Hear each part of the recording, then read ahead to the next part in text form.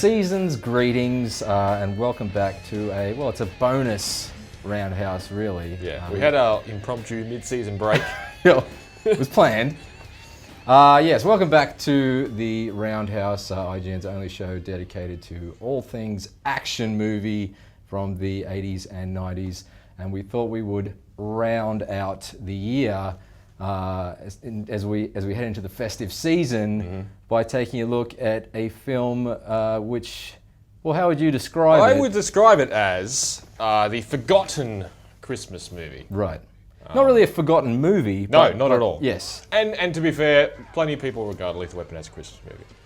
It's just that Die Hard kind of sucks all the oxygen out of the Christmas action genre. Die Hard, Christmas with the Cranks, Home Alone. They're the three. Deservedly so. Yeah. But yeah, Lethal Weapon is really the kind of place where it did start. Yeah. So that's why I wanted to look at that. It predates Die Hard. It does by 2 years. So yeah, opened March 6, 1987 in the US. Directed by Richard Donner, who brought us The Omen, The Goonies. He's done some good things. Superman. Yeah. Starring, of course, Danny Glover, Mel Gibson, and Gary Busey. Yes, albino Gary Busey, which marks his second appearance in the Roundhouse. Yes, he's a Roundhouse favourite. This is quite an incestuous film to choose because it also stars Anthony Kiedis' dad. I did not know that. I don't remember anyone shooting themselves in the red flannel in the Christmas tree lot. That's Anthony Kiedis' dad. Wow, okay, wow. Who also featured in Point Break, which was our last episode. So he was playing himself, a drug dealer? And yeah, produced by Joel Silver, who produced every action movie in the world, in Earth's history. He owned it, yep. And written by Shane Black, whose reputation is second to none, really, in terms of action screenwriting. Brought us the second Lethal Weapon, but also Last Boy Scout, Last Action Hero, Long Kiss Goodnight, and several movies that don't start with L. Did all the good pussy jokes in Predator. Yes, featured in Predator, which is another film we've covered already. But yeah, let's get on with the show. Lethal Weapon, it's nothing says Christmas like being alone and putting a gun in your mouth. Which is a classic moment in Lethal Weapon. Let's hit the short burst. All right, Luke, distill Lethal Weapon down to the one-sentence elevator pitch. Two LA detectives kill a bunch of drug dealers and discover the true meaning of Christmas. Yep, that's nice. Yeah. And it's also, Lethal Weapon sort of harkens back to a simpler time, when Danny Glover was only just of the inappropriate age for this shit. And also, Mel Gibson wasn't yet a misogynist racist. Yeah. Or if he was, it was hidden under all that hair. Deep so inside. much hair. Okay, so there's a lot of memorable moments in Lethal Weapon, but you only get three, Luke. You only get three. Where do you start? Start with the Christmas tree lot, which is... Yes. Daddy Kiedis. Yep. Which is just a really cool sequence, and it really helps lay out how suicidal and just carefree with his actual life Riggs has become. Yep. He's like, shoot me. Yep.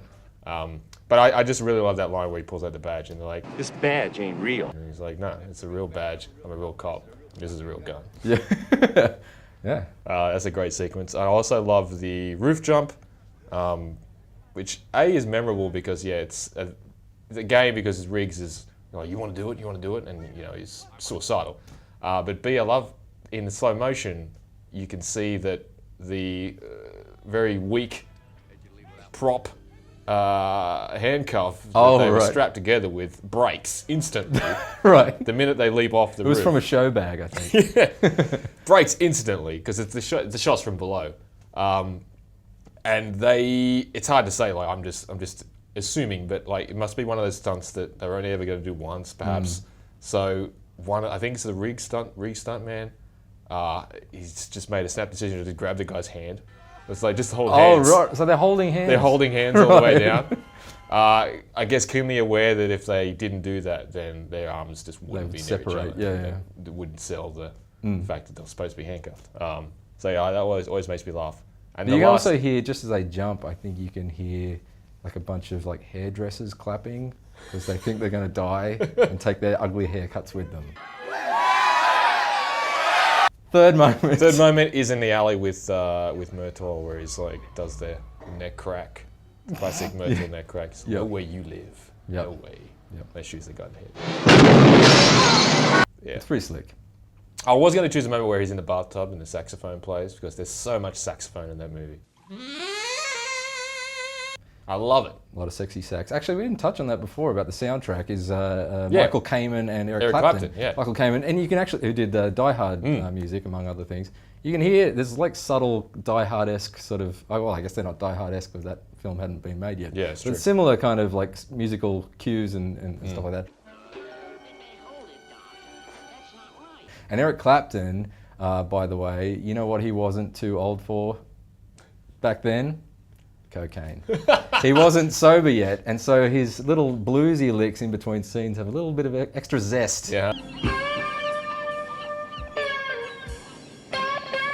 My three moments, I've got to go. We were saying this is the overlooked Christmas film, so I've got to go with the actual opening because it's Jingle Bell Rock. Yeah. Jingle bell, jingle bell, jingle. Opens with Jingle Bell Rock and a topless woman. Merry Christmas. I do like how they got it out of the way early. Because you always got to have some exposed breast in an 80s action movie. Yes. So it's like, just bam. Yeah. Time to breast is like 30 seconds, Yeah. I think. And it's another one of those classic moments where that film comes on in our summertime after the cricket and you hear that Christmas Carol start up and you're like, let's leave the whipping. You don't even have to be in the room. Totally. My second moment is the exchange for Murtaugh's daughter on the salt flats. That's good. Where Riggs starts sniping people. They drop a smoke grenade and Riggs starts sniping everyone. And it's kind of like a scene that launched like 24 Grand Theft Auto missions. But it's really cool. Like he's really sort of taking them out really slick. Although he takes far too long to not shoot albino Gary Busey, by the way. He says his quip first. That's it, you son of a bitch. Good night. That's right. And then... And then gets prevented from executing. I feel like he still could have taken the shot. Oh yeah. Yeah. He is the lethal weapon from the film Lethal Weapon. My third favorite moment, and I almost chose the Gary Busey, Mel Gibson mud wrestle at the end because it's pretty saucy. But I almost chose I did choose the moment when, at the start actually, not long after the Jingle Bell Rock boob opening, when Danny Glover is basically busted wishing himself a happy birthday in the bath. Yeah. Because you can see where his hand is, and his family walks in, surprise! And the sort of look on his face, I mean, we've all had that look on our faces at some point, maybe during puberty. But that made me laugh. So yeah, that was probably my third favorite moment.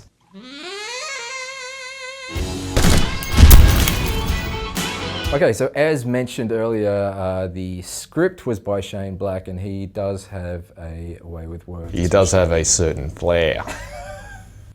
For sir. Certainly the most used one-liner is the classic, "I'm too old for this shit." I'm too old for this shit. I'm too old for this shit. I'm too old for this. But my favorite, and I'm a sucker for a good gag, is when Murtaugh tells Dixie, the prostitute, that she's all dressed up and no one to blow. You're hilarious. That bit is a classic bit of wordplay. I like it. Because I'm never above a good pun, I've chosen the moment where Riggs rescues Murtaugh and his daughter. And he turns to Murtaugh and he says, Let's do what one shepherd said to the other shepherd. What? Let's get the flock out of here. like, you've just killed 5 or 6 people. Yeah. You're in a pretty desperate situation. And it feels like the kind of joke you've been saving up for a while. Yeah, well, you've been waiting till your firstborn child or something, so you're officially a dad Yeah. to deliver it. It is good though. But yeah, I like that one. Yeah. Makes me laugh. Nice.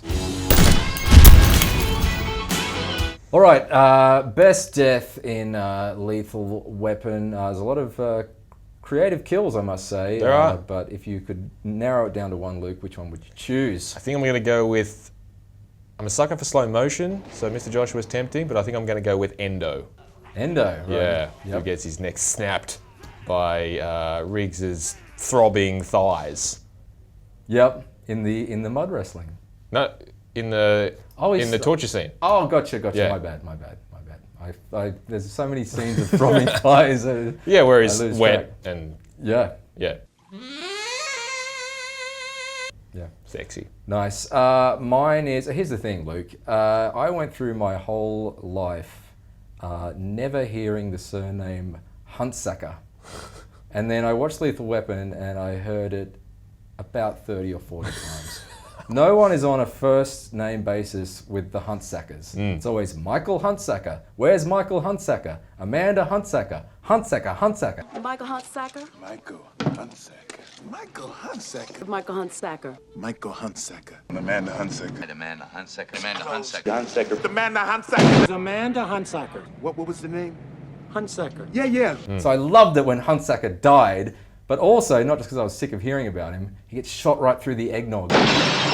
Yeah. And that's never happened, well, it hadn't happened before then, hasn't happened since, I think, in the history of cinema.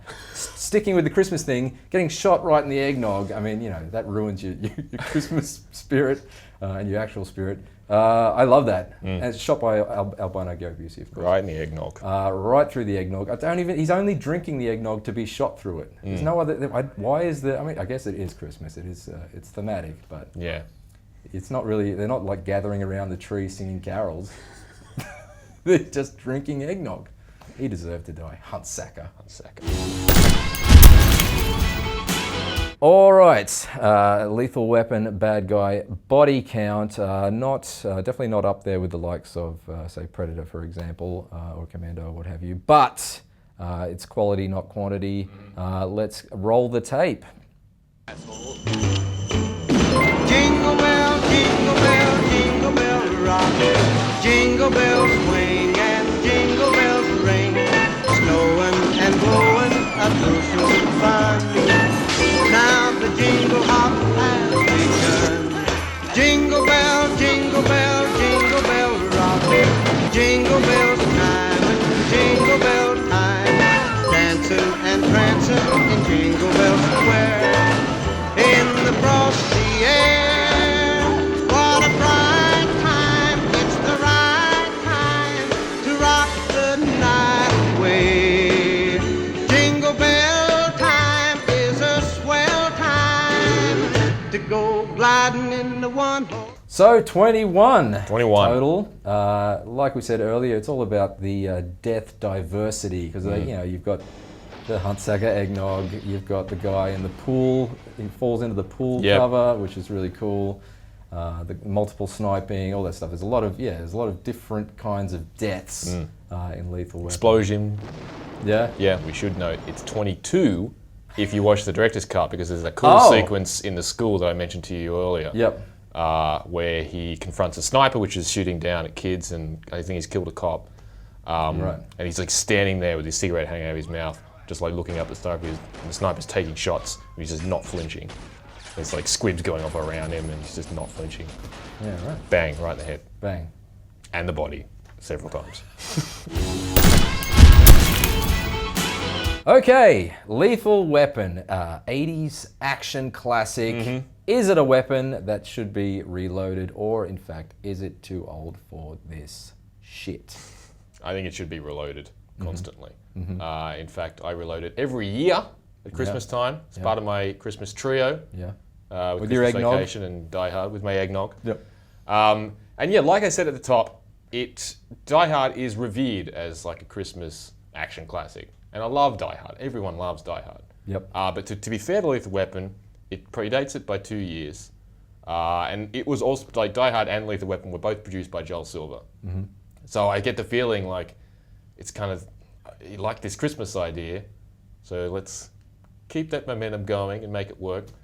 And I also would argue that in a lot of ways, like Shane Black's affinity with Christmas is well known. He does The Long Kiss Goodnight was Christmas, Iron Man 3 was Christmas. Yep. Lethal Weapon's Christmas, obviously. And it's like Kiss Kiss Bang Bang is Christmas as well. And there's something about Lethal Weapon that ties the whole... ties it into Christmas a little more than Die Hard ever did. Die Hard felt like an action movie that's set at Christmas. Right. And that's its shtick. Lethal Weapon really seemed to use it to sort of help its character building. Right. Because the Christmas season is... Like he mentions to the jumper on the building, it's like... A lot of people have got problems, especially during the silly season like now. And he's watching like a Looney Tunes Christmas special when he's got a gun in his mouth, you know, devastated about the loss of his wife. So it does sort of balance the kind of fun quips and the buddy cop action with some real moments of like, oh yeah, you know, well, this is a tough time of year for some people. As I made a joke about in the intro. So yeah, I think it is it's a fantastic Christmas movie. Yeah. And yeah, I watch it every year, and I can't recommend it enough. Now, Luke, I don't want to break your heart at this time of the year, but I am going with Retire. Hear me out, because, and this is no fault of the films, but when the film came out, when it came out on VHS at least, you know, I saw it, I think, around the time it came out. I never really had this annual affinity for it. It never really became part of my routine. Not a film that I watched as much as a Die Hard or even like a non-Christmas action film. It wasn't in my top 10. What I did watch a lot of was the spoof Loaded Weapon. Loaded Weapon 1. Loaded Weapon 1, yes. I watched that so many times to the point where I go back and watch Lethal Weapon now, it seems like the parody. Because Loaded Weapon pinches everything, like the gratuitous naked butt sequence and the flirting with the daughter at the dinner table and all. Everything that's in Lethal Weapon is in Loaded Weapon, but to me, it's like, you know what I mean? Like it feels like I'm watching the comedy when I watch Lethal Weapon. Yeah. So yeah, that Loaded Weapon has kind of ruined it for me. But you know, you can take one or the other, I suppose. It's it's all about acceptance at this time of year. Loaded Weapon is also a great Christmas film. So yeah, well, I guess we're split down the middle for the first time. Ooh, controversial. Yeah, what a way to end the year. I know. But what do you think about Lethal Weapon? Is it one of your favorite Christmas action movies or just general action movies? Let us know in the comments below. Otherwise, thank you very much, Luke. Thank you, Tristan. Thank you for everyone who has watched The Roundhouse during 2015. We will be back in 2016. We'll be back. That's good. That's a good line. See what I did there?